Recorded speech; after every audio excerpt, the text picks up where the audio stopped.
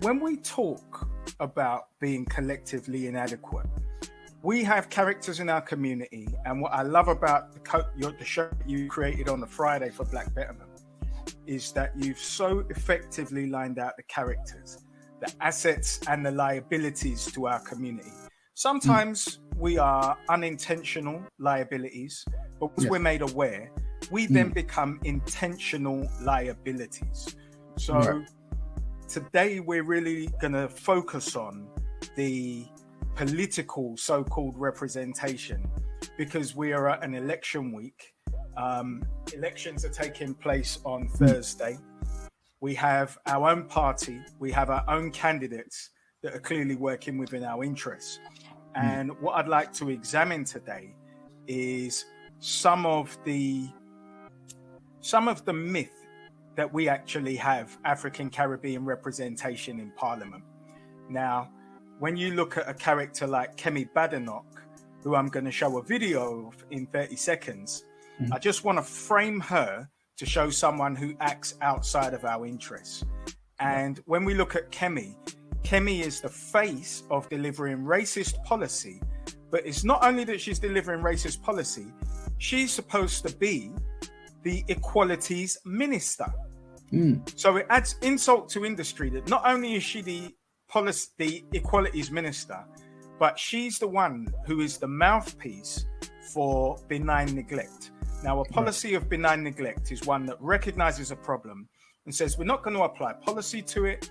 We're not going to apply any resources to it. It will fix itself. Now, that only happens with African Caribbeans.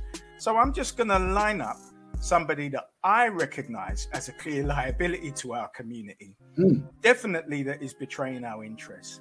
And then it would be great if you would speak a little bit about how you've come to that point of code. Cool. The government briefed a clear message well in advance of this report landing.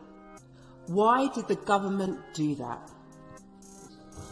Mr. Deputy Speaker, I think it is disgusting that a member of this House will stand up and accuse people of being racial gatekeepers. This is the same nonsense we have heard time and time again, calling people Uncle Toms, calling people house Negroes and house slaves, and calling them racial gatekeepers. The fact that she is able to stand here and use that phrase without any shame whatsoever just shows how far the Labour Party has fallen. We in this House have a responsibility to speak about this issue with nuance. I will answer the question, but we in this House have a responsibility to speak about this issue with nuance and responsibility. And the way that she has carried out the debate is disgraceful. And in fact, she is one of the many people who continues to stoke division in this country. And I'm very, very sad to hear her remarks. The fact of the matter is that this report was written by professionals and experts who have a different view than she does. If she has a view that is not acknowledged by others, she should engage in a sensible debate and not call them racial gatekeepers. Point of order. The Minister has a responsibility to Parliament to answer the question. The Minister's given a statement. The Minister is supposed to answer the question. The Minister has not answered this question. Mr. Continuation of the question. I see your honourable. What an excellent tactic.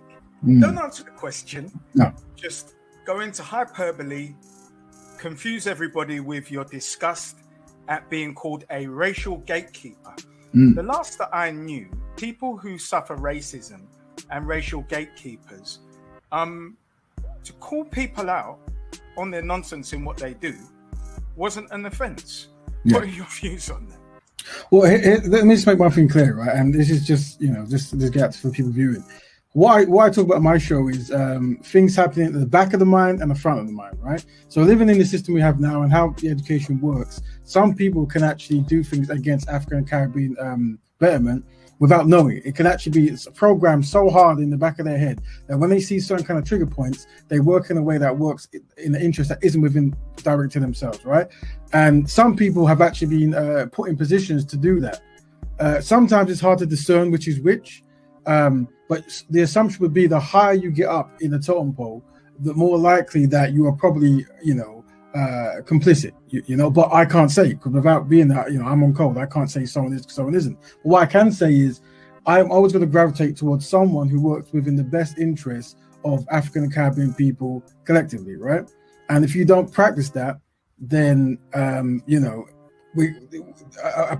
a form of either ignoring and shunning might happen, or if you're someone who we suspect is actually doing it deliberately, then yeah, that's when we'll have to call you out, and we'll have to do things like political boycotting and these kinds of stuff. I think, you know, this is I think at this point now, is because of the collective, the inadequacies of African and Caribbean people when it comes to working for particular agendas, because it's so defragmented at the moment, it's easy to practice benign neglect, right? Because there's no repercussion, right? So the idea is to influence the influencers and try to get everyone on the same page, so that, you know, we can actually like boycott or ignore or shun, and have people actually, you know, come towards us as a collective, and actually answer the questions we asked, without doing the whole, you know, red herring and this kind of stuff, whatever, you know, that kind of stuff.